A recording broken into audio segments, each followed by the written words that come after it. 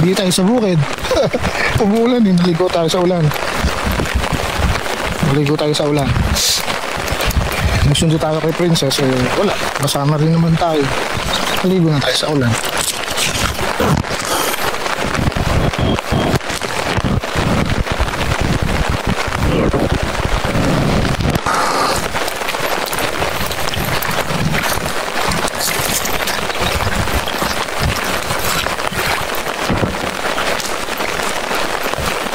Dapat na pinupuntahan natin doon, malagyo yung malagyo yung dahon doon sa part na yun.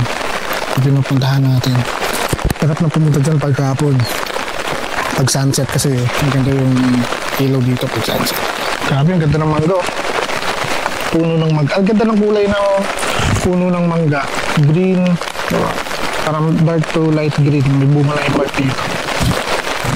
Ang ganda talaga ng puno ng mangga, no? Pagka nagbubunga na siya. Oh. So sana pumunta doon, kaso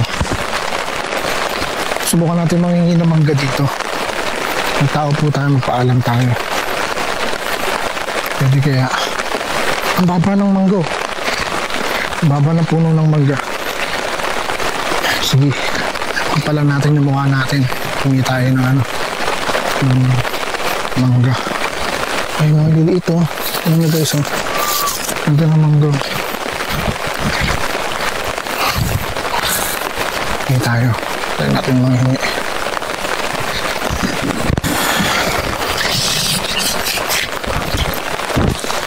Tao po. Uy, santol. Dahil santol, oh. Hingi tayo. Tao po. Ano? Ang santol. Ang daming bunga na santol, oh.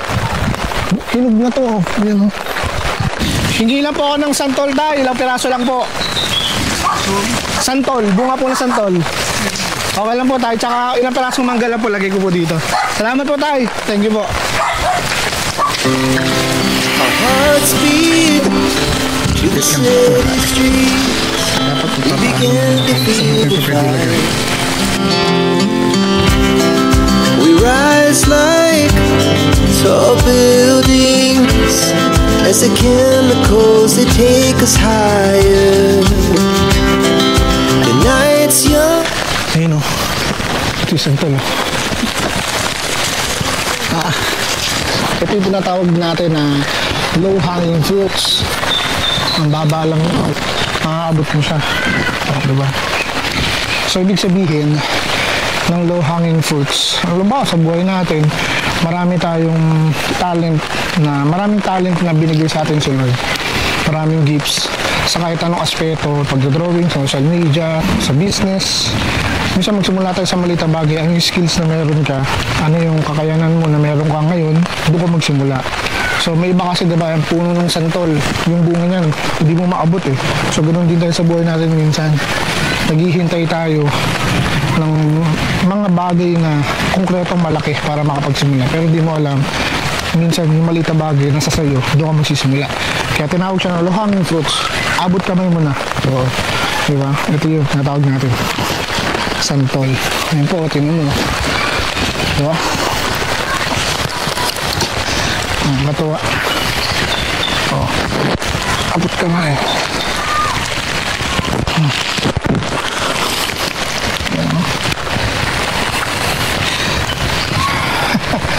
Kaso yung mangga nila mataas eh. Kailangan mo pa rin ng panungkit, pero try natin gumawa. Ayan o, tingnan nyo. Nahuhulog lang yung bunga, sayang diba?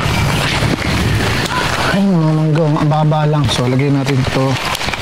Opya! Lagay natin ito dito sa helmet. Ayan. So, sayang. Wala na tayo lalagyan na iba.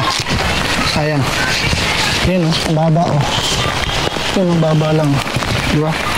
So yun yung tinatawag natin low hanging fruits. Dito lang to sa bukid. Yung hiningan natin ng mangga, ako naalala ko sa tatay dahil isang ko na rin nakita yung sa tatay. Ayun. Ano ko?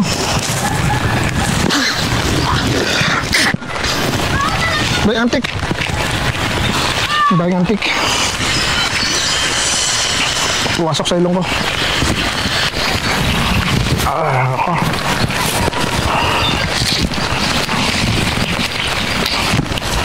So, yun lang.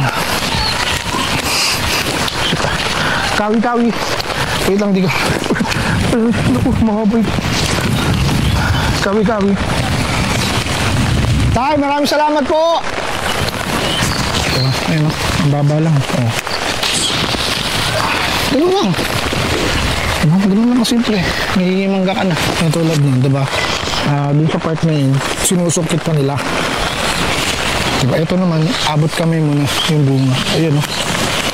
Abot kami muna yung bunga. Ganun talaga, minsan, diba? Sa buhay natin. Minsan, malayo pa yung tinatanong natin. Pero nandiyan lang pala yung kailangan natin. Tulad dito. Diba? May mga dala na akong prutas. Mahilig kasi ako sa mga asim na prutas. Lalo na santol. Mga batang 90s. Buhay sa santol. Uwi na tayo. So yun lang guys. Maraming salamat sa panonood. This is Music Lisa Stories. Ito ang kwento natin. Low hanging fruits.